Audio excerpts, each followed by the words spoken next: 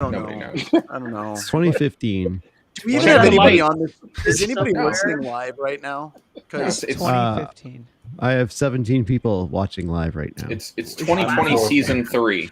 Now it's 18. That's dedication. That's what I shoot for. I shoot for double the number of hosts that we have. That's really what I go for. Wait. Is none of the hosts? No one watch if you're a host because that messes with the numbers. It confuses everyone. Oh, dude, it's down to 4 now. Are we included in that? I have. Okay, so then we have 7 people watching. All right, we have 7 people. The people who bought ads for this show are going to be so disappointed. Right. Yeah, they are because they didn't even pay. Name a vendor, and we'll tell you if they suck. So if you're listening, just name a vendor. Any of the vendor. comments are just staff members now. And we're going to do this to ensure that we never get sponsorships for the show. We don't pay people to be on the show, so there is that. Yeah, we're calling this new service "Liability as a Service." It's liability as a service. It's kind of like the mafia. It's like it'd be a damn shame if our podcast started talking about your product. Here's money to not talk about our product. Could you do that? Yeah, normally you pay for ACM to talk about your product. We should have companies pay us to talk bad about their competitors. There we go. That actually a very is a interesting business model. I think they've already mastered that. John's New Year's resolution was to get rid of all personal ethics. Just like, forget it. Let's go. Yeah. Monopixels. Looking forward to a great show. Oh, great. The 7 people that are attendants also work for me. Wait, you guys are getting paid? Oh, I put it on my time card at least, so I get normal salary for it. You use a time card? That's just weird. That doesn't. Yeah, I got an Why are old-fashioned we punch even one. here? I think at the content community call, it was like, are we actually doing anything? And Ryan's like, yes. We have the news. Yes, we are. It's like that's what Doing it. That's the only thing. It's all we got. All right, let's kick it off with the crooked finger. All right. Okay. What a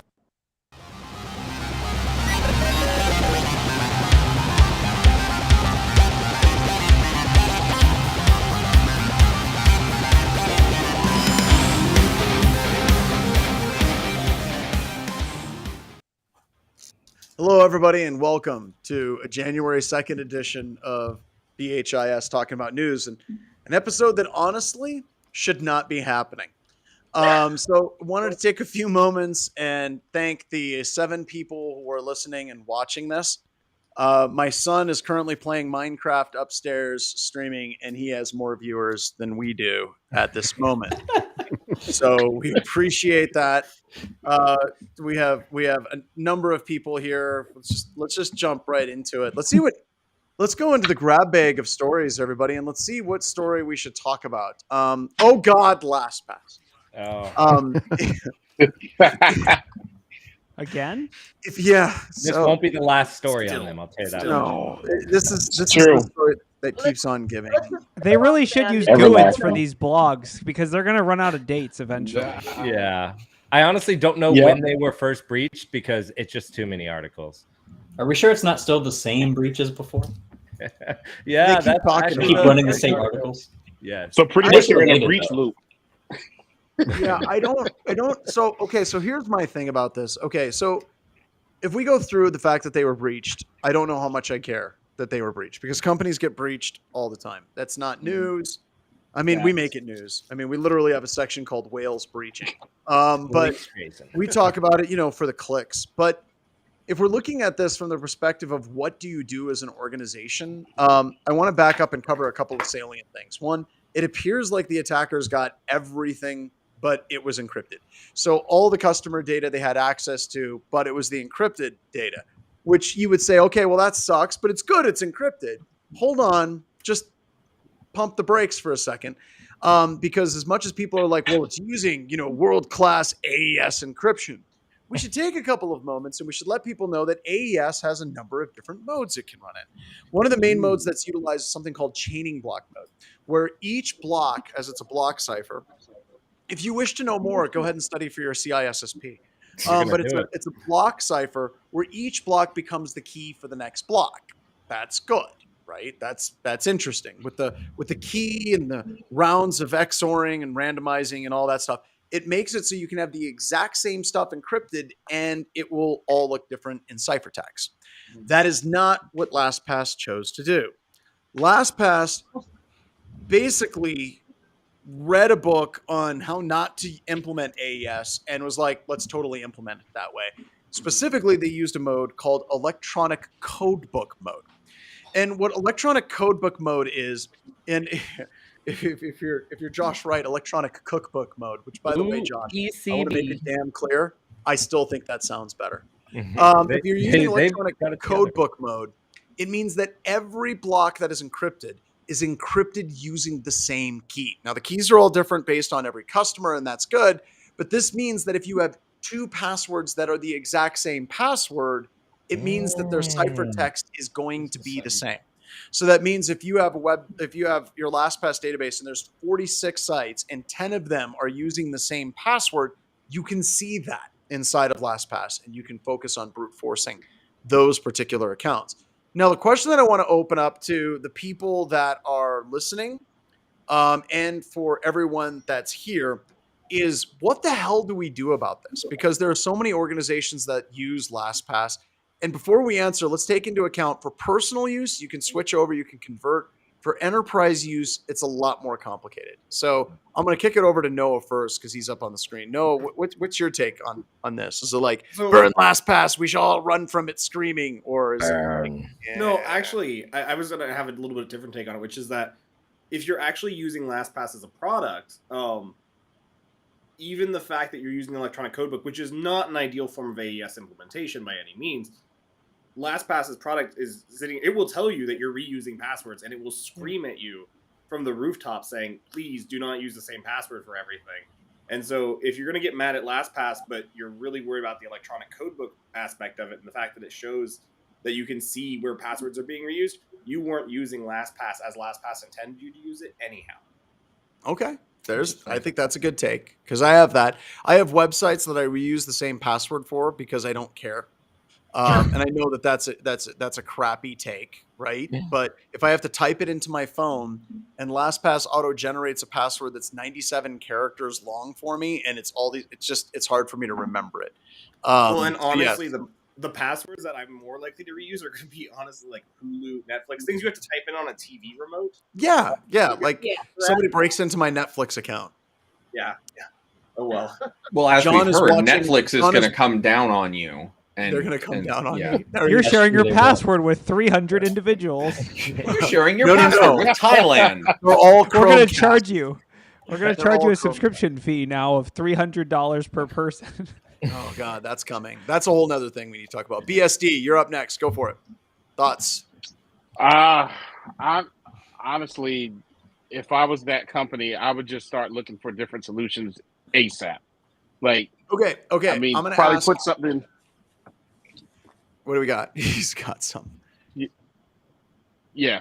So, just in general. So, for example, if I'm an enterprise, of course, personal is a lot easier. But if I'm an enterprise, I mean, I'm not going to just sit around and just keep using LastPass and wait for the next breach. I would probably get my team together and just say, all right, look, let's see what other products are actually out there. I know it can happen in any company. It can happen with any software in general, but it doesn't make sense to just keep sticking with LastPass, and these types of breaches just keep happening. So that my take on it would be just to look for some software, put it in a testing lab, and see what are the pros and cons for each one. So you're saying at least start the process, right? Like you should start. Yes. You should be looking at alternative options. And for some companies, like, I don't know, hypothetically, if you have thousands of websites that you're sharing across dozens of people, that's not easy, right? But you should be looking into other solutions, right? Okay. Right. Get a team together and start the process. Sounds good. All right. Bronwyn. You remember the scene from Hackers, Too Many Secrets? It's beginning to feel a lot like that. It's like, there's so many breaches. There's so many, and okay, yes, it was encrypted. No, it wasn't encrypted the best possible way, but even if it had been encrypted in a much more responsible and reliable place. Oh, yeah, He's that's Louis. sleeping. The problem is that our ability to crack things and brute force them is also getting better, and so it's almost like, why get upset at LastPass? Yes, we want people to use password managers. None of them is going to be perfect. And okay, so I think that brings up an interesting point, right? So if you're looking at using something like LastPass and the attackers get access to it, at some point, like the attackers can inject malware that's scraping memory. Like there's always a way, right? Like let's say some of the people are saying, and there are people that are saying, well, password managers where it's all stored locally on your system are better. Okay. Well, now I run into an issue where if my system crashes, how do I back that up? How do I gain access to it? What if the attackers get access to the source code for the plugin and can actually inject and then take over the plugins? I think that your point of there is always an exploit scenario, regardless of whatever tool or application that you're using, is a very valid one. But it's also an infinitely elastic one. You can basically become like nihilist, where everything is broken everywhere, and you're just like, shit, we're just going to choose something and go with it. Well, it's what do we do all the time in security, cybersecurity? We always have to determine what is acceptable risk. Yeah, and there has to be a balance between the convenience and the security of it. Yeah, so absolutely using a password manager is going to be superior to using the same password 50 dozen times. Using a password manager, some are going to be better than others. It's like antivirus. Some are going to be better than others. EDR, some are going to be better than others. So, you know, it's a matter of determining what is the best fit for you, for your organization, for your way of operating, and then finding that solution and implementing it. And if it turns out in time that something doesn't fit, explore options and move on. Yep. That's a good take. All right. Who else do we have? Hayden, you're up. If you asked me like 2 years ago, I would have told you that they're all the same. Like all the password managers, whether you're using Apple's built-in stuff or LastPass or 1Password. And I just picked 1Password because I knew someone who used it and they said it was okay. But I think now at this point, it's come down to like a balance between security and convenience. Having like cloud synced vaults are great because if you change phones, you lose a phone, or you want to share a password with someone else in a more secure way than just like texting it. That's really convenient. But then again, you run that risk of that company doing something stupid or not doing something properly. And so you can self-host it and give up some convenience. And, you know, there's different ways to do that where, you know, if your PC dies, you can have a backup of that vault on like a flash drive somewhere. I've tried that route, but it's only as up to date as you keep it. I don't know. I'm conflicted, but for myself, I've seen LastPass not do great recently. So my faith in them is poor. So I would honestly prefer whatever vendor is not them at this point. You know, if I can jump in with it, because I've heard a bunch You're of next. Oh, excellent! You did it. I did it. So no, Perfect time. What I've heard across everyone that said something is you have to understand the tool that you're using, right? And that's what I think it really comes down to. I don't think it's a LastPass thing or a 1Password thing or whatnot. Like if I say, here is a chainsaw, and it can do unlimited amounts of damage in the wrong hands, or it can clear a road and make the road safer, or fell limbs that might fall on a house and make the house safer, all that good stuff. You need to understand what happens when something that you are trusting goes wrong. And I actually jumped in my counter because I keep this in here as an example for lectures. It's a little password keeper, right? This has no passwords in it, by the way. I just have it as a prop. But the reason I say that is this is no different than the software tools, period. And I will die on that hill because if I'm going to put passwords in here or LastPass or 1Password, I need to understand how would someone get to this, and am I comfortable with the idea that in the LastPass case, I don't know how they're encrypting things until something bad happens. The question they should be asking themselves is, if this book gets stolen, how would it get stolen? If LastPass gets broken into, how would I reset all my passwords or be made aware of it? And then that is universal across anything. If you think in those aspects, this is just a tool to deliver a need. And then if that tool fails, how do I recover? It doesn't matter what vendor you use. See, and that's, and I think that you get more and more to that point, the more gray and white hairs you get, right? What are you saying, John? So I've got this weird analogy, and it's just something that happened this morning. And I talked it over with CJ, the COO of Black Hills Information Security. We had this weird thing where a customer was like, what is Black Hills Information Security against, like their policy against slavery? And I'm like, we're against it.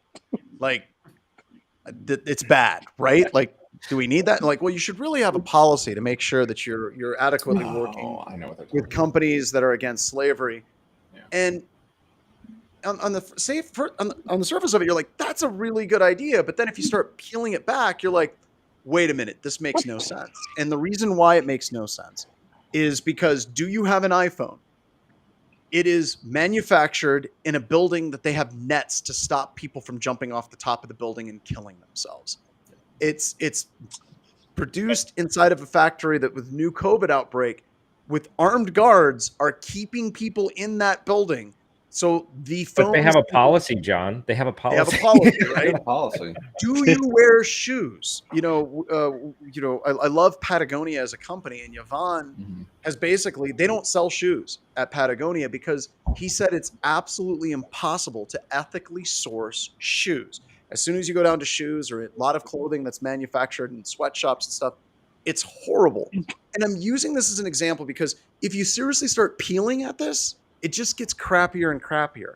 And we've done enough security work for enough very large companies that, we're looking at the LastPass thing. People are like, oh, well, they're stupid. They got hacked by a spearfish. It's like, that's every company. Oh, they have insecure software. Great. Let's have a conversation about Oracle. Let's have a conversation about Microsoft. Let's have a conversation about Google. Let's have a conversation about Firefox. Let's have a conversation about all of these different companies. And you can find examples where they've done horrifically dumb things, and you get jaded as you get older. You're just like, at some point you see people that are new to the industry and they're like, change everything everywhere. F this company. We're not going to use it. And I saw that with Microsoft, and I saw that with Oracle, and I saw that, just with company after company. And I'm just like, am I too jaded at this point? Like, cause this looks bad. I'm going to agree with BSD. Like seriously, when you look at the mistakes that were made here, you're like, did they even read a crypto book? It looks bad, right? So yeah, I don't know. It does. So, all right, go ahead. All right. So here's my take. Run from LastPass and look for something else. And for a couple of reasons. All right. It's not because I think that they can't get better or something like that. 7 breaches, tons of other examples. But the big thing is that they're selling this as a service, right? So what am I paying you for, right? I'm paying you for access to all these different apps and all these devices, convenience. And I'm also paying for just some level of security, right? Security. And if they were the only ones in the game and they're like the de facto, then it's like, well, it's just too hard to move. But there are other options, right? That have not had this level of issues, right? But you don't know, Ralph. That's one of the concerns that I have, is you don't know what you're going to. Sure. Like, if they're like, oh, well, LastPass, they're idiots. I don't know what kind of horrific implementation these other companies have. Sure. And I mean, like, think about your threat model, though. Just because, I mean, if Exchange is getting hacked everywhere, you probably should look at not using Exchange, right? Like, you should just consider it, right? Think about that threat model and whether it's worth moving to something else, right? Sloth Boy had a great point. We got it. Sloth Boy's point, I think, is very valid for this, like this argument. Sloth Boy just put in, the only thing you're trusting them with is to get crypto right. That is it. At least Microsoft is doing a billion things. So they're going to mess up somewhere, and I think that is Valid a point. really valid point. Go ahead. Yeah. Sorry. Oh no! All right, that- is it my that was turn it. for the hot You're up, takes? Corey. I'm not gonna. And by the Corey's way, up. we're listening to Corey's up. Ralph's Ralph teased a new upcoming webcast about how to set up Bitwarden on self-hosted if that's your style. But if that's your style. I so actually stay had tuned something. stay tuned for that because I'm definitely going to be watching. But I think I think in like my pen tester mindset, like when I'm writing a report, I ask myself the question: how mean do I want to be to this company? How do I want to be like, you suck, you need to fix your security, you need to do X, Y, or Z, or am I more like, well, you're doing a great job, but you just got to really focus over here. How soft do I want this to hit? I think, and when I think of that mindset, I think is this thing that I found systemic, or is it something that's easy to fix? And I think the way that we decide that a lot of times during red teams is based on how they run incident response. It's not, did we hack you? It's what did you do when you got breached? So for LastPass, I look at this breach and I look at how they responded. I look at, if you read between the lines, it basically, they got breached.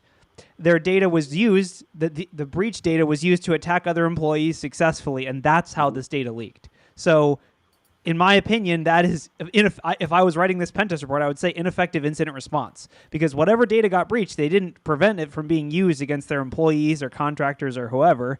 And to me, that is a systemic failure of incident response or whatever. And that when it becomes systemic, that's when you start running in the other direction. That's when I start throwing out my critical security rating and saying to clients like, act now, the end is nigh. Like, you need to change or else you're going to get, it's not whether you get hacked, it's how you respond. It's your, and to me, it's your Charlton Heston moment, right? Exactly. Yeah. So that's my take is run in the other direction. I agree with the IR statement. I think that's really good. I will state, if BHIS had done a security audit of the way LastPass had done things, I can guarantee two things. One, using AES electronic codebook mode would have been a higher critical in their overall In report. a password manager, yeah, It would be a higher critical. I would lean towards critical, number one. Number two, I guarantee you they would fight us on it. And one of the things that they would fight us on justifiably, and we can deal with this, right? We deal with this all the time, is they would say, yeah, but you got customer data. You weren't able to actually crack and get into any customer data, right? And that is, like, if I had to guess, LastPass did have security audits. If LastPass, as big as they are, I guarantee you they had security audits. I can also guarantee you they had network penetration tests as well. And I can also, can't guarantee you, but I have a sneaky damn suspicion that a security testing firm at some point down the line had came across this and had told them this was a bad idea, and not a damn thing got changed because they weren't able to actually sit down and crack and gain access to customer data. If none of those things are true, if they did not have a pen test, if they did not have a code audit, if they did not have that type of test and the test didn't find this vulnerability or the audit didn't find this vulnerability, then God help us all, because we're just seeing the tip of the iceberg at this point. And by the That way, means it's still time to better to go. use LastPass than not. Even What's if that? it sucks. It's still better to use LastPass than not agreed. use Last. Like, Yeah. even all that being said, it's still better than passwords.xlsx. So I just love using that the same file. I find it password every everywhere. time. We love So is that it safe file. to say that LastPass is turning into web of wireless? Yeah, you never know. I don't Hey, think- no, I they don't have think their, it's there this, yet. No. this is their No, no, no, opportunity no. to make those changes and become WPA3 or whatever. But that we'll see. So So I here's hope so. my biggest concern is the practicality of shifting out for an enterprise. It's so easy. It's not that hard. Export. It actually, I just actually to talked about delete this. the export. Ralph has seen this. Delete the export, because we saw one company that exported from one password manager and didn't delete the export and then imported, and then we found the export and they were like, "You've got to be kidding me! My IT department is the worst."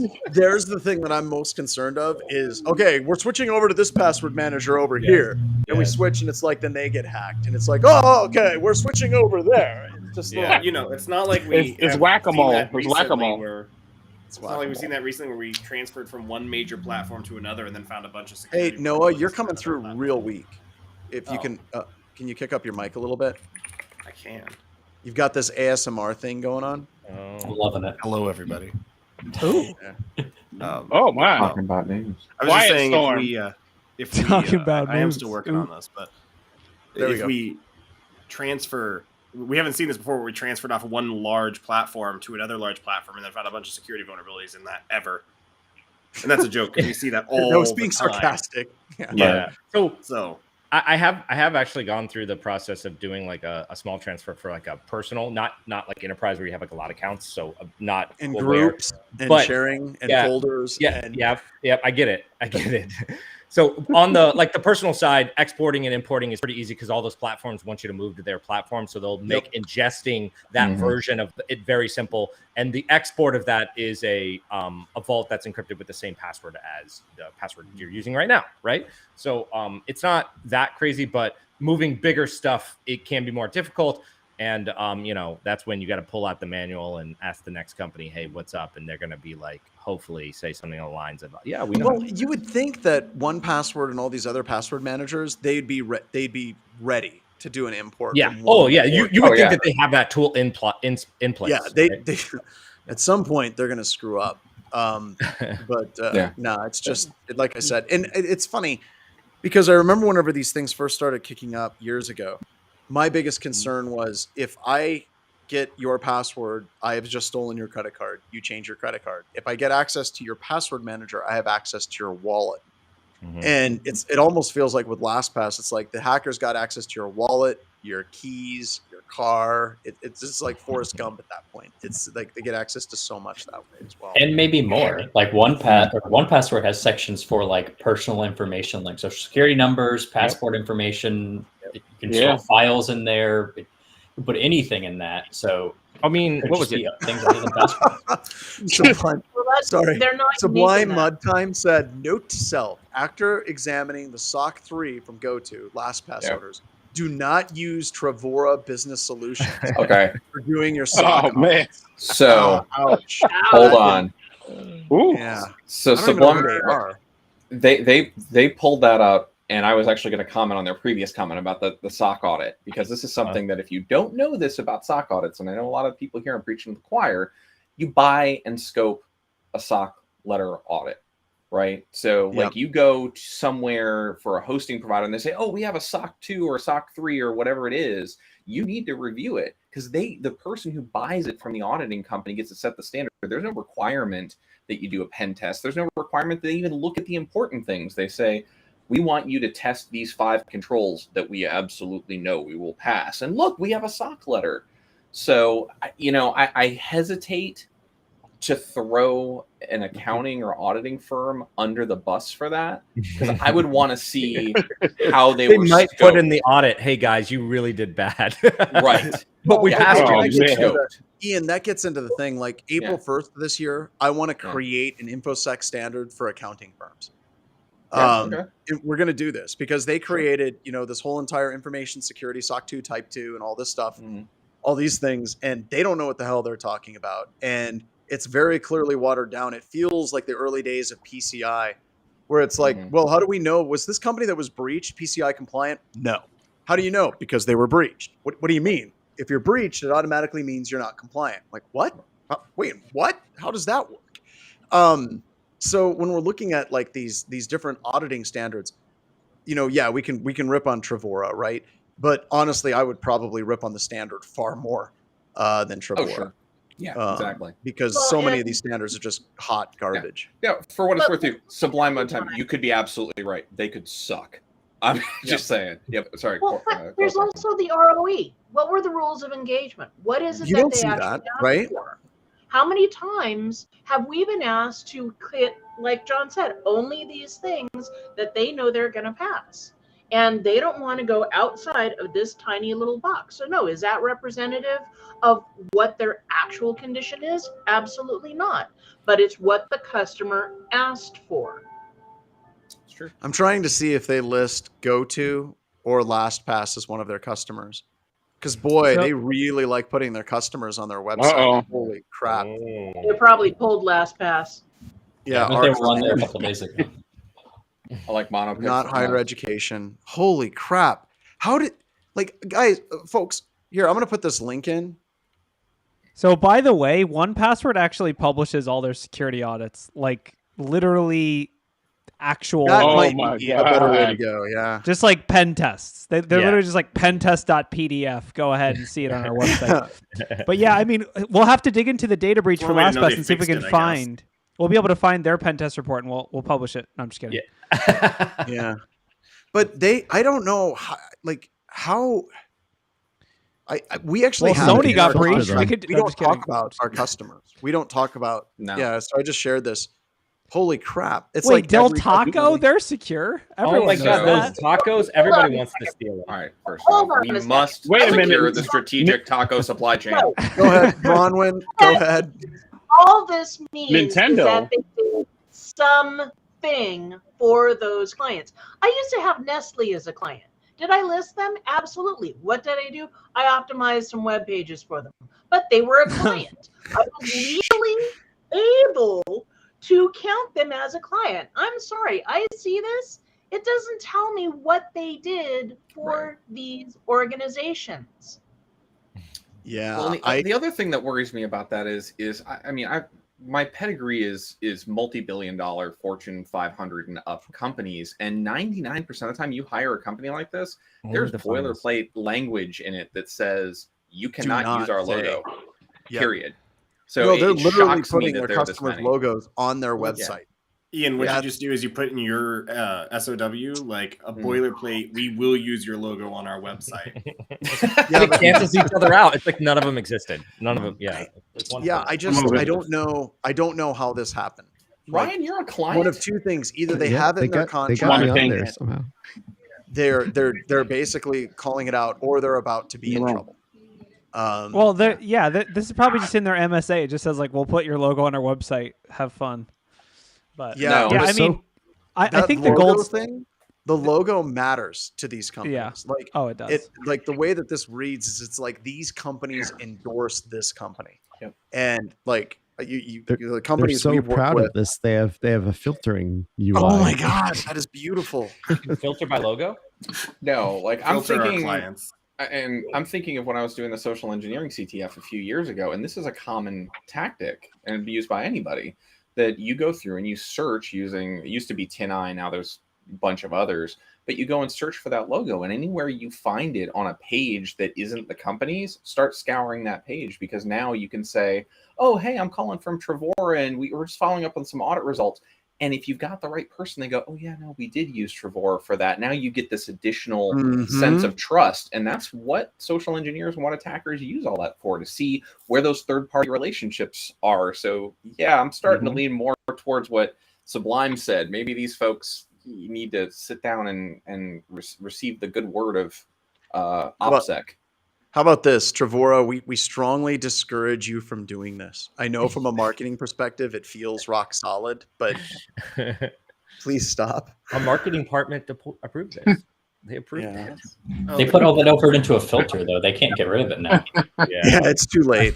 It's too late at this point. But no, I could totally see, like, I can almost guarantee you that there's companies on here that would not appreciate their logo being on another company's website. So Wispo just put in the other part of the logo piece. I have seen that as well. So discounts for putting your logo on the website, that absolutely happens. And what you're talking about is what's called a reference client.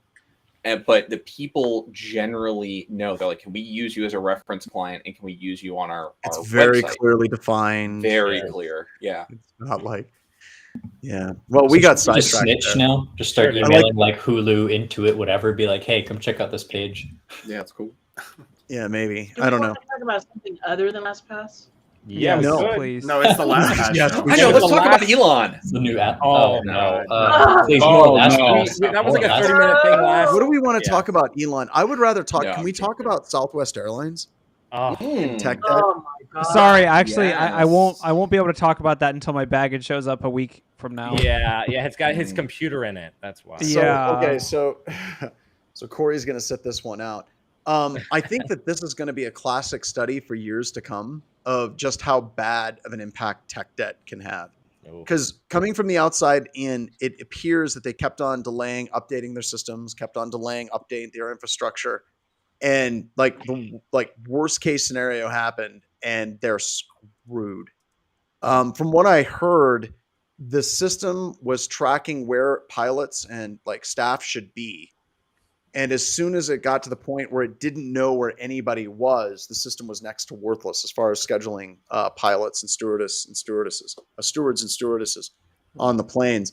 And the whole entire system just like came down around their ears. So this isn't necessarily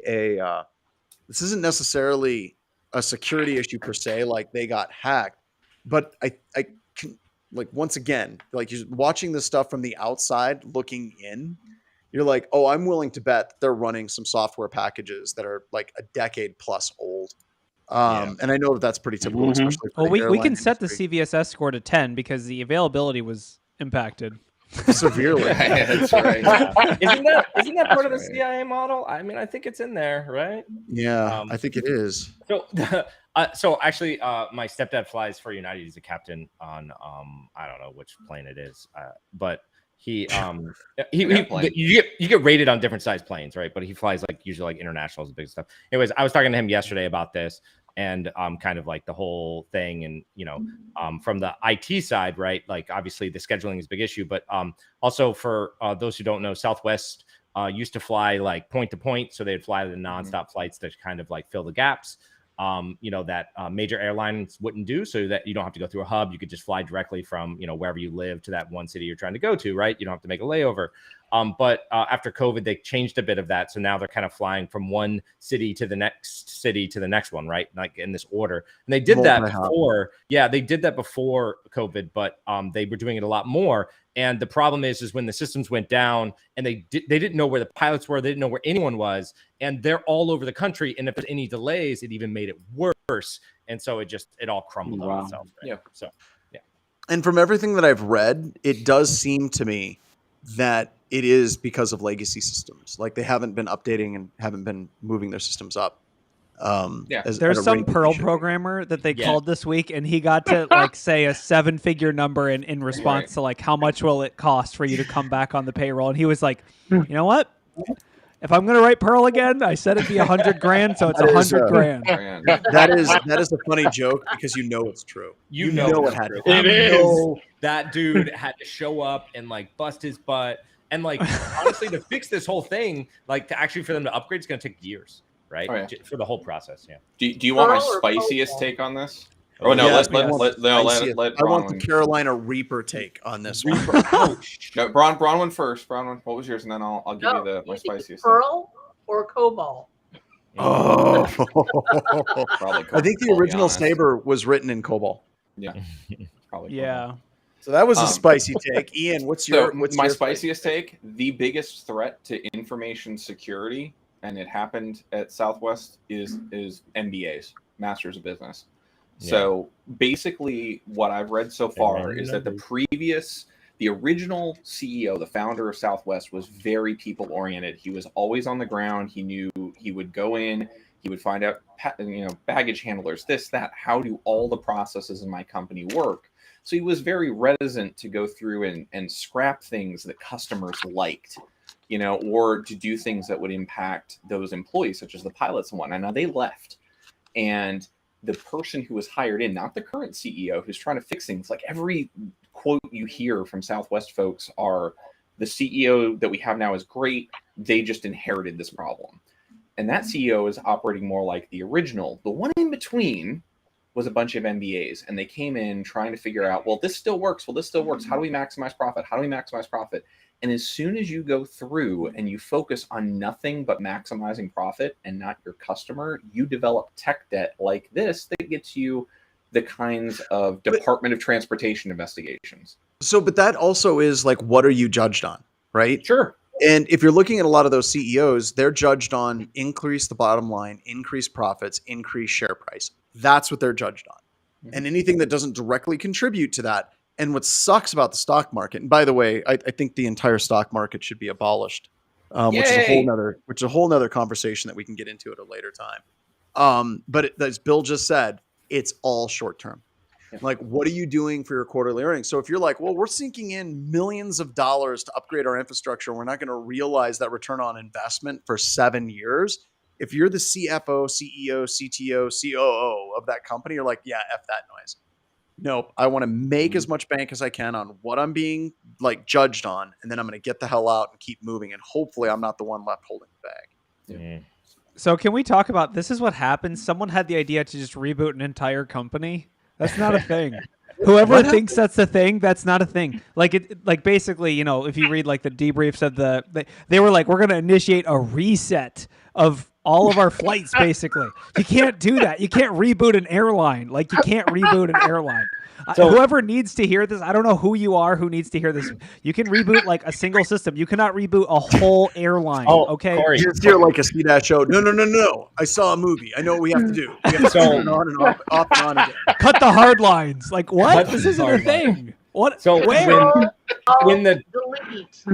when the transportation department did get involved, right? They were like, where are all the pilots? They're like, we don't know. They're like, well, do you know when they last flew? They're like, we don't know. They're like, we rebooted. We're going to ground everybody for 24 hours because they can't fly more than X amount of hours, right? And so that's what they stopped, held stop. Every plane was on the ground for that mandatory time so they could reset all of the times because they didn't know who had been flying and how many hours they had left that they could continue. What to a fly. train wreck. Yep. That is What a train wreck. amazing. A plane wreck. It makes total sense. A plane wreck. Yeah. So Sorry if you Fly got stuck. dispatch I got to lucky Northrop. and didn't get Yeah. stuck. I was traveling for the holidays and I Yeah. saw like mountains of bags just in every airport I went into. I was like, whose bags are these? There's just mountains of bags. It was so depressing. well, and I keep telling people all the time, and if you've listened to me on this show for any period of time, always travel with carry-on. Never check unless you absolutely have to. And if you have something you have to check, you're better to ship it via FedEx or UPS the week before you get there. But if you're like, well, I don't know, do I need this bag of clothes and I need this? And I'm I going to need a bring rolling 3 bag? outfits and 1 swimsuit. I'm going to the No, one bag, like one backpack. Go get like a 35 to 40 liter backpack that fits in the overhead on a Canada Air Regional Jet 300. And that's what you travel with. John's favorite Trust me. model. That's easier said than done when you're traveling with multiple laptops, John. Okay, I- alternate plan. Bronwyn? Put yourself in the I luggage agree. because the luggage made it. Yeah, but that's where I was using I've done that. I've been there. Like I've traveled more with laptops than just about anybody on the planet. We always shipped them FedEx, UPS, because the tracking with FedEx and UPS is light years better than United and American and Delta. It's like, where's the check bag that I had? Last we saw it, it was in Houston. I didn't fly through Houston. We know. We're looking into it. Could you do me a favor? Could you fill out a form and describe what your bag looks like? It's a black rolly bag. Perfect. We're going to send someone to go look for it. No. One thing I will say about laptops is you can go with a lot less laptops nowadays due to VDI. So that's kind of what I Yeah, ended just doing. don't even travel with a laptop. Just buy a new laptop when you get there. Yeah, and then return it. Just keep the receipt. I heard a buzzword. I'm only allowed VDI. to work on company devices. I'm gonna say that works until you're running a CTF for 150 people and you have to take gear with you. So trust me, lots of experience in this area. Lots of experience. But no, it's just don't check bags. Just don't. It's just bad. You don't want to do it unless it's something you don't care about. So. Somebody said Kimberly Can Fix It said my mom travels the world and brings one small carry-on, but she's retired and she doesn't have a laptop computer. Perfect. That's the moral of the story is don't have a computer. Just retire. Just retire. Retire. That's great. Yep. All right. Do we want to talk about the McGraw Hill S3 buckets with I do. 100,000 student grades? Oh man, I do. Oh God, this S3 bucket thing. I don't even know how this happens in this day and age. Cause like Amazon, like as soon as somebody creates an open S3 bucket, I like get emails, the account gets locked out. You log in, there's a huge warning. I get text message. Like the last time I set it up for a lab in one of my classes, I had Jeff Bezos showed up at my front door, which is really disconcerting. So how the hell does this happen? You wear his cowboy hat? Yeah. Well, we were hanging out with cowboy hat. So. How this happens is they get an F. They get an F for security. That's the subtitle. It's pretty funny. You actually want to know how this happens. Is someone important says, I cannot access this from my smartphone. And IT says, oh, that's because we don't have permissions for that. I'm like, cool. Just make it so everyone can access that. This is you're like, No, hey, so what's the problem with that? when you set up a S3 bucket, though, it defaults to private, right? So they had to manually now, set but that. dude, this was probably set up like 10 years ago. Yeah. It was new. Now, even when you log in now, if you log in and you have an open S3 bucket, it is a It'll warning let that you know, pops up yeah. as soon and every time you log in, it pops up. There's some. I would admin guess who's this like, is "Why did legacy." this message go away? I It says gotta it was assume this is exposed legacy. as far back as 2015, so it's like old. This is like some engineer was like, we're going to try out this new thing called S3. It's object-oriented storage. It's really cool, and it's all programmatic. No one ever logs in because it's just like No some one knows account. where it is. Like someone pays the bill that doesn't even work at the company. You know how it goes. Maybe they And forgot then- about it. They were just sending data, and they're like, "Oh, we still have that." Whoops. The app still works. It still works. I think you just nailed it. I think that there's developers that are using this and they don't know what the hell it is, So- and it's on a different account no one ever logs into. Another thing to like think about with S3 buckets, right? And I've seen this on engagements is that some companies are like, I want it to be public because I want someone to just be able to visit it, right? So what I'll do is I'll make GUIDs, right? So it's just random enough that nobody will see them, but they'll leave something like the file listing available. So they just go to the top level and they just list all the GUIDs and they start clicking on stuff, right? So they'll try GUIDs to hide the data. And I've seen this, right? Where it's like, a double GUID, and that file is a PDF of, your bank statement or whatever, right? And it technically is an open bucket because you can read it. But the recommendation, though, is to actually add signing. S3 protocol supports signing, and you can actually sign URLs for very limited amounts of time, and you have to have the signature to view that URL, right? So that's probably another thing you'd see commonly done. So, but here's the best part of this breach: no one cares about your grades, so you're good. No one. Wait, because that's what I wanted to talk about. There is the one meat. group that very much cares about it, and that is the federal government. And that is FERPA, and that's mentioned in the article. The reason I wanted to talk about this is because I used to work in technical support for colleges and universities, and there is no I know, right? You did your time. You did your time. I did. Essentially, we would teach all the help desk technicians about FERPA and warn them about it. And if you ever wanted to get an administrator's attention, all you had to be is like, hey, I think we might have a major FERPA violation here. And they would go blank, just staring at it. See, I've worked at universities too, and like what they consider to be a FERPA violation and what this is are like, it's like there's a firecracker and a nuke. Yeah, exactly. Yep.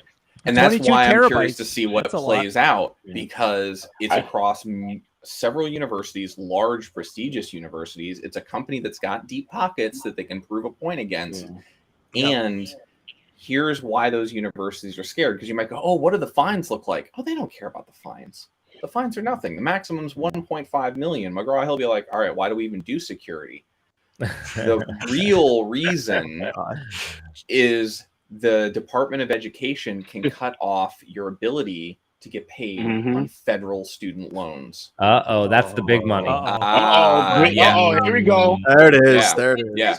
And Here's the question, though: is it McGraw Hill that's going to be held responsible, or is it the universities? The university. McGraw Hill is a provider, University. Yeah. but McGraw Hill is the University. provider. No, but the They're the person ones that's going to, the providing people that are support. going to take the problem with the government are going to be the university, because they ended University. up using the service, so Yeah. it flows to there. So I mean, it was I so used much to- data. I'm The still relationship downloading isn't it. between McGraw Hill and the government. I mean, I agree with you, Prono. It's a great question to ask, but just like when you take out any software as a service, or even going back to PCI, which is maybe a little better understood standard, if you have a PCI breach and you say, no, but we sent it over here, any QSA will tell you, you can never offload your liability. It's always yours. yeah. I used to be an email administrator for a university. So Oh, no. Sorry. You go, that's huh? Exchange. group wise, Novell group wise. BSD is like, I've been to war. It wasn't that. I'm bad. sorry. Novell group wise. Yeah. It just keeps going with you, doesn't it? I've stared into the hell mouth. Yeah. I've seen it. Yeah. The old I do ones. have one more. I do have one more article I want to get to in the last 9 minutes. I really, really want to talk about the Okta breach again. We spent a lot of time talking about LastPass, but this Okta one probably scares me more from a hot nation state on nation state actor perspective. Ooh, they got the sweet Git repo. GitHub. They got and this is like the second time. It's almost like they got hacked and like, wait a minute, did we get that data? No, we'll go hack them again. This all comes down to secret management, though. Think about it like that. So, the what management? Secrets management. Yeah, absolutely. Yeah. The developers are like, oh, they stole that crappy code? No big deal. They even mentioned that in the article. They say like their response is, hey, we don't really care because our security isn't dependent on our code. Now, that might be your ideal, but is it the reality? Ask Microsoft how that's worked out ever. Yeah. It's kind of similar to LastPass. Let's be honest. Microsoft is probably the best company for secure software development lifecycle in the world at that size. Like hands down. Yeah, if you look at the productive output of what they do, And but they've relied on the obscurity and they still get hit. I totally have been on the other side of these breaches, and they're like, how are we going to spin this? And it's like, just say our security isn't reliant on our source code. That'll get them. Of course, your security is freaking relying on your source code. It's relying on a number of different things. That's just one of them. If it wasn't, then why isn't it open source? Yeah, then there you go. Right. That is the perfect comeback for this. Like, then open source it. Just release it. All public, open source. Well, it's like when I teach my cryptography, or when I did teach my cryptography class, I always almost start immediately with the Kirchhoff's principle, right? That you can know the algorithm, you can know how the algorithm's generated, you can know the ciphertext, but as long as you don't know the key, it's considered secure. And I think of that kind of thing when we think about source code. Like if there's no secrets in there, if there's no that, arguably it should be secure. But the problem of transferring that to the source code statement is that source code still gives the attacker hints as to other things they can try. Right. Just because the math works. The corollary is Bruce Snyer's statement, right? Bruce was asked at an RSA conference as a joke, the kind of Chuck Norris type joke. Was there ever a cipher that you were not able to hack? And of course, Bruce Schneier, being humorless when he decides to be humorless, said, look, you never attack crypto directly, even bad crypto. You never attack it directly. You always attack the implementation. And, you can talk about AES, right? Oh, we use AES. Well, how did you implement it? That's what matters. When you're talking, well, even if you're using, electronic codebook mode, well, how are your keys generated? Are they generated on a per customer basis? Are using one key for all of this crap matters, and it's all there in the source code. So I love Ralph's comment. Anytime anyone's saying, well, our security isn't dependent on our source code, it's like, great, open source it. Open up that GitHub repository so everyone can gain access. You are being open source. Please do not do Yeah. It's just a lot like LastPass. If you had nothing to hide, you wouldn't be fighting this. Yeah. It's true. Bad security hygiene is, I don't know, if it's anytime that kind of like with LastPass, when you're getting breached multiple times, it just makes me concerned and want to look at a different vendor because if it's once or twice, I mean, whatever, that's security's hard. You're not going to get it right. And sometimes the attacker has way more funding than you do if it's a nation state thing. But once it starts happening continually, there's some systemic issues in that company that are resulting in these poor choices. And I'm going to come to their defense a little bit. A lot of these breaches have happened very quickly, and you do not turn around a security program that fast. That is true. And I've called that blood in the water to my students. We're still hearing the stuff from the August breach, right? It's like it was bad. It was it's actually worse. Okay, it was really bad, and that's part of the problem too, because I think it goes back to their IR process is broken. And if you're looking at everything, that's probably the most critical thing on this. And also being a password management company, they're a JC target. And if you're a JC target, you're going to get hit over and over and over again. Well, so technically they're identity access management. So they're not actually, they're holding some secrets, right? It's a whole... but they own both Auth0 and the Okta identity platform, right? So it's it's all JWT. That's all it is, just a bunch of tokens. Everyone's got it. So now we can finally get really good fishlets for Okta because writing fishlets for this before been was just difficult. so We've annoying. been using those, but we've been using the Okta phishing attack for a while. Oh haven't yeah, we? I think for it's been like years. 4 years It's now. just annoying. It's just annoying They to do. keep Now we have updating the it, they source make another code. check. They're like, Yeah, oh, it's you- annoying. you know. It'll be much easier now. We just got to get our hands on the source code after it's Yeah. unwillingly open sourced. Yeah. Unwillingly. I'm just hoping no one from Okta calls. I'm just Oh, I waiting. know. If we already have people that are listening to the show, and they're like, "You ripped on my article. I'd like to come on the show and defend it." This show, I'm willing to bet that there might be some companies that want to come in. And we literally spent 30 minutes on LastPass, so that would be the first call that I think we might hear. I don't think LastPass is going anywhere. Like it's No, LastPass isn't going to call us. They don't. if they come on the show, if we get somebody from LastPass to come on the show, we're literally going to say, we strongly recommend that you do not be on the show. In fact, I'm just going to put you off the show because I am not your attorney and I care more about you than your attorney does. So You don't. Have you talked to your PR department? Like anyone, just talk to anyone. Just ask a friend. It'll just be a roast. Did you talk to It would anyone be. about this? What's that? Nothing. Never mind. Ralph said it anyhow. Oh my gosh. All right, folks, let's wrap it up. Thank you so much. I appreciate everybody. I'm tired. I'm excited to be done with my vacation. I'm at the point where I need a vacation from my vacation. Oh, vacation. Oh, on my. your vacation. We hadn't done the news all year, so it's about time. Yeah, there we go. seriously. Right. Happy New Year, everybody. You as well.